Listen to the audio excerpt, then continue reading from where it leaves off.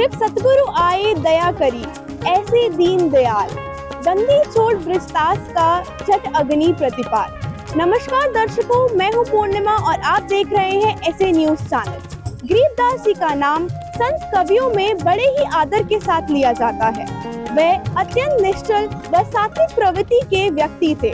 उन्होंने गरीब पंथ की स्थापना की। कल गरीबदास जी का बोध दिवस है, तो उसी के उपलक्ष्य में संत रामपाल जी के सामिप्य में 2, 3, 4 मार्च को अखंड पाठ व 3 दिवसीय निःशुल्क भंडारा, प्रदर्शनी, निःशुल्क नाम दीक्षा व दहेज मुक्त विवाहों का आयोजन किया गया है। अभी हम भारत की राजधानी दिल्ली में हैं। यहाँ के मुंडका के सतलोक आश्रम में ऐसे ही समागम का आयोजन किया गया है। तो दर्शकों, आप देख सकते हैं कि अभी हम प्रदर्शनी स्थल के सामने खड़े हैं और यहाँ पे लोगों का जमघट लगा हुआ है। जो भी व्यक्ति इस आश्रम में आ रहे हैं, उनके अंदर इस प्रदर्शनी को देखने की उत्सुकता सीमाओं पर है। तो आप मेरे पीछे देख सकते हैं कि कैसे यहाँ पे जो व्यक्ति हैं वो लाइन बना के इस प्रदर्शनी के अंदर आ रहे हैं और साथ ही साथ कितने सारे व्यक्ति इस प्रदर्शनी को देख के, इस प्रदर्शनी का नजारा देख के यहाँ से बाहर आ रहे हैं।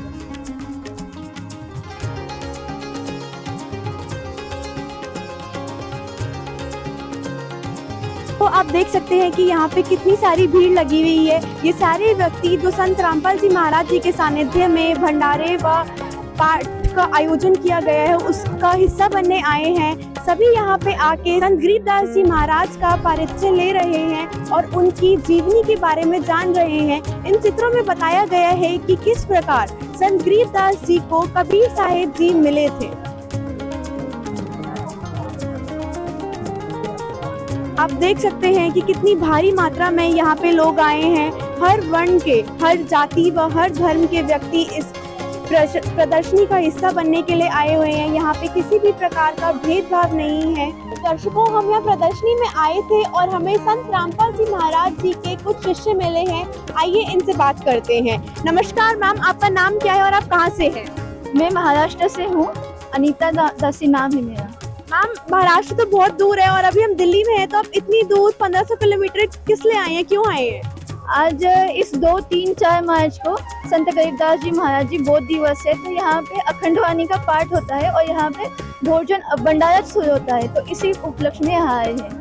सर, बोध दिवस क्या होता है? बोध दिवस का मतलब जी, उस दिन हम गरीबदास महाराज को मंत्र दीक्षा मिली थी। किससे मिली थी सर?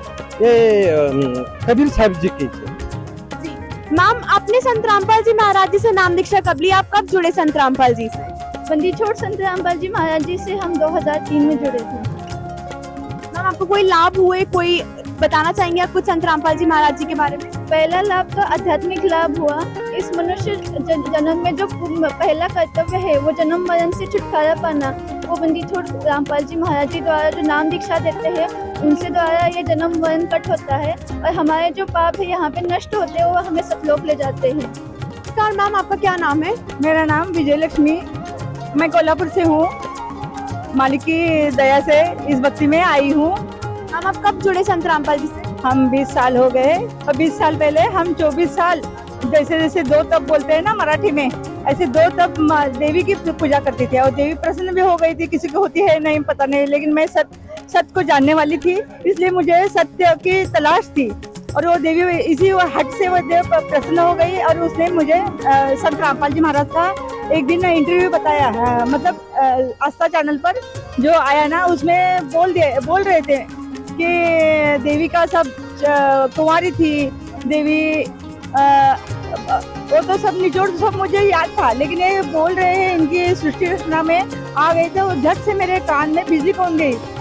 देवी कुंवारी थी तो ये तो हमको मालूम नहीं, किसी ने बताया नहीं। फिर मालिक बता रहे थे सृष्टि रचना उसके ब्रह्मा विष्णु 3 पुत्र है, ये सब जानकर मैं अचंभित हो गई और वो सुनते सुनते मुझे बहुत ही कुछ गहरा ज्ञान समझ में आ रहा था। तो मैं झट से उसी दिन से संत रामपाल जी महाराज के संत देखती रही और मुझे सृष्टि रचना का ज्ञान जब से हो गया ना, तो मैं समझ गई कि ये दुनिया जो चल रही है अंधेरे में चल रही है और मालिक के संत रामपाल जी पूर्ण संत है।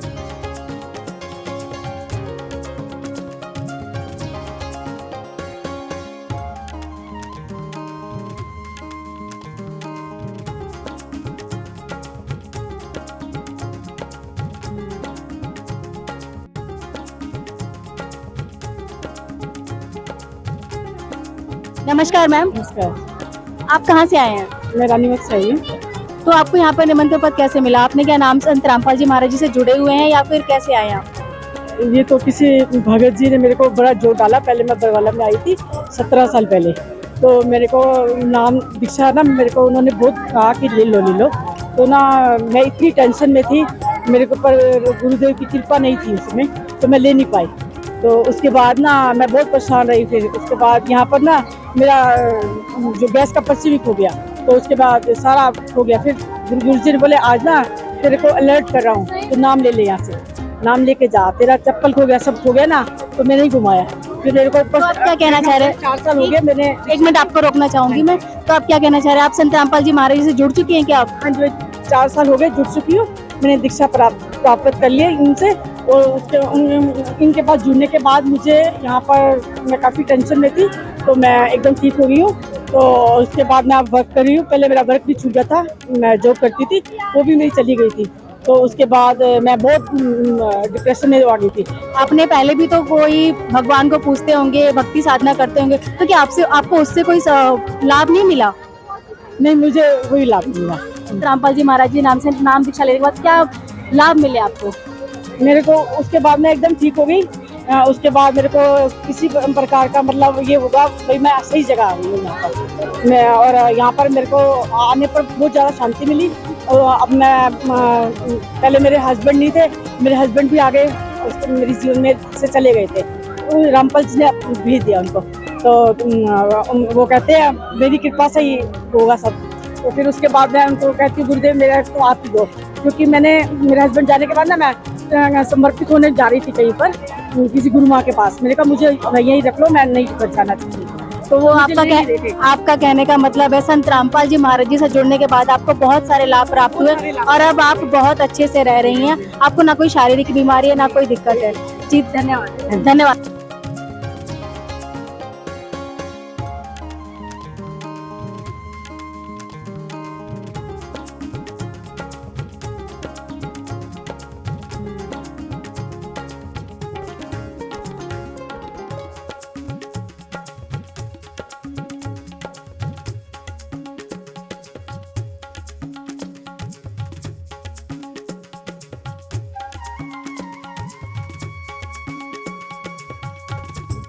अभी हमारे साथ एक व्यक्ति जुड़े हैं, आइए इनसे बात करते हैं और इनके विचार जानते हैं। यहाँ संत रामपाल जी महाराज जी के हो रहे भंडारे में भाग लेने आए हैं।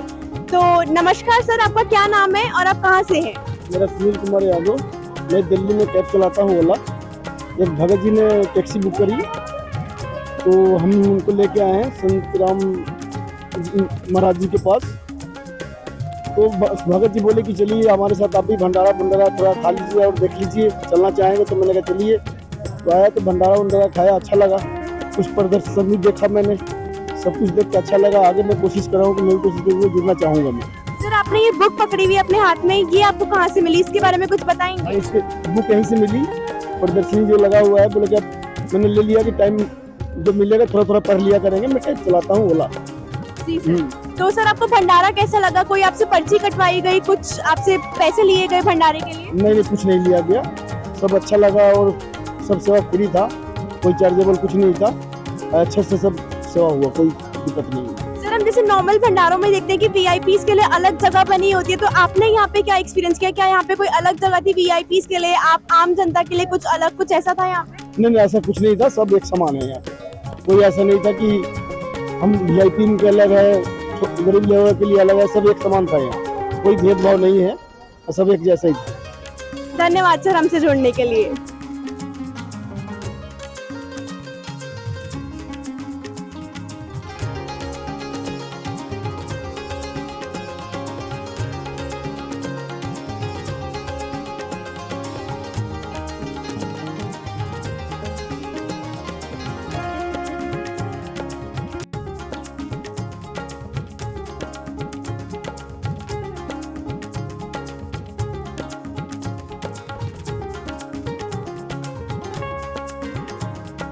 तो दर्शकों अभी आपने देखी सतलोक आश्रम मुंडका में ग्राउंड रिपोर्ट।